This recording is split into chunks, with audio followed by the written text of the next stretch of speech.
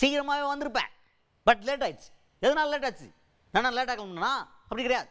நான் வந்து நிற்கிற வழியிலலாம் சார் உங்களை பார்க்கணும், சார் உங்களை பார்க்கணுன்னு சொல்லிட்டு ஒரே பாசம், ஒரே அன்பு, இதெல்லாம் தாண்டி வருது இல்லை, லேட் ஆயிடுச்சுவா அப்படின்னு சொல்லிட்டு ஒருத்தர் பேசியிருக்கார். யார் இவர்? தமிழ்நாடு முதல்வர் மு.க. ஸ்டாலின் அவர் தான்.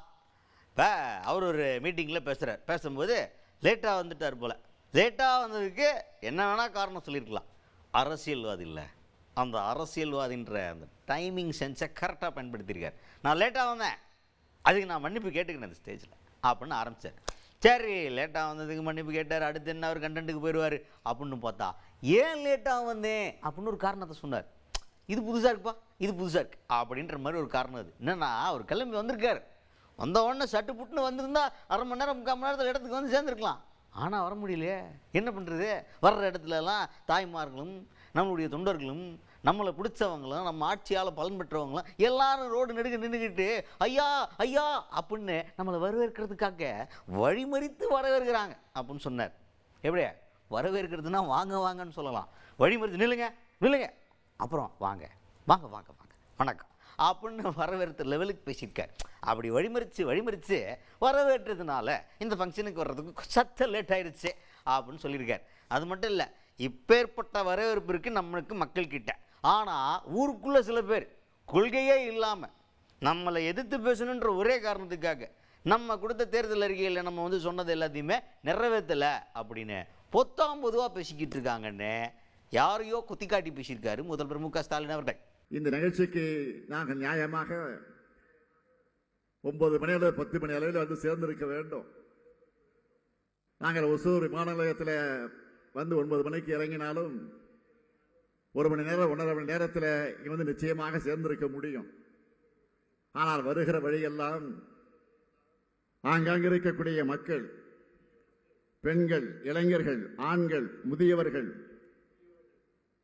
விவசாய பெருங்குடி மக்கள் சாலை நெடுமறையில் நின்று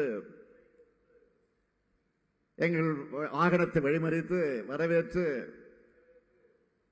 அவர்கள் எங்களை மகிழ்ச்சி கடலில் ஆழ்த்தினார்கள்.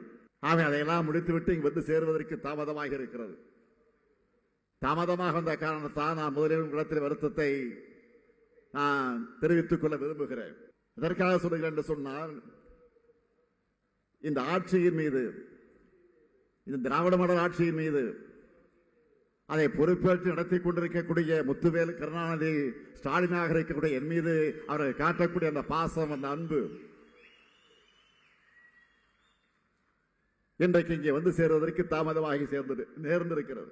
இதையெல்லாம் தாங்கிக் கொள்ள முடியாத எதிர்க்கட்சிகள் ஆக்கபூர்வமான எந்த விமர்சனத்தையும் வைக்க முடியாமல் வயிற்றெரிச்சல் காரணமாக திமுக தன்னுடைய தேர்தல் வாக்குறுதிகளை எதையும் நிறைவேற்றல என்று பொதுவா சொல்லிட்டு இருக்கிறாங்க.